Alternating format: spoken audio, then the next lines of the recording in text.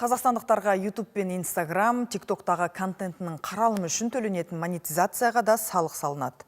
Ал кәсіпкер ретінде тіркелмей блогерлікті табыс көзіне айналдырғандар декларация тапсыруға міндетті. Яғни олар жыл сайын 15 қыркүйектен кешікпей кірісі мен мүлкі жайлы есеп беріп отыруы тиіс. Алматылық Павел Шамин ютубтағы монетизациядан табыс табатын блогердің бірі. Сөзіне сенсек, қаралым үшін төленетін қаржы айтарлықтай көп емес. Сонау ақштан аударылатын ақша қолға тигенше платформа мен банк процесінде онсыз да комиссиялар ұсталады, енді оған салық салынса, еш пайда жоқ дейді. Айтуынша, кәсіпкер емес блогерлерді декларацияға міндеттеу де орынсыз. Кейбіреулерде мысалы нелер бар, коммерческий предложениялар бар, интеграциялар. Олар сол арқасында жақсы алады ақша негізі. Ал монетизация ол біздің Қазақстанда ең аз төлейді RPM деген. 1000 просмотрға ол даже $1 да шықпайды.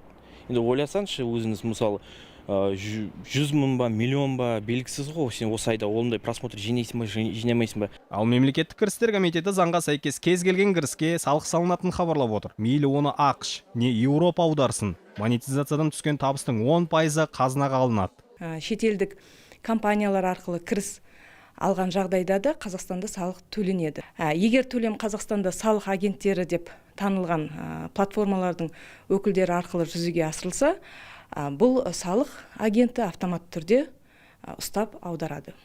Блогерлерге салық салу мен декларацияға міндеттеуге қатысты қоғамның пікірі әртүрлі.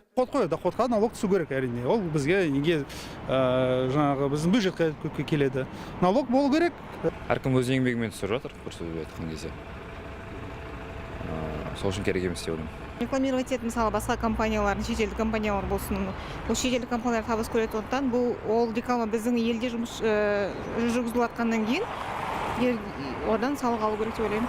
Қазақстанда блогерлердің де табысына салық салу жақында қолға алынған шара емес. Желіні ақша көзі ретінде пайдаланатындарға кәсіпкер ретінде тіркелу міндеттелген. Мемлекеттік кірістер комитетінің дерегінше, былтыр блогерлерден қазынаға 3 миллиард теңгеден аса қаржы түскен. Орзай Нұртайлы, Ренат Абухайыр, Информ Бюро.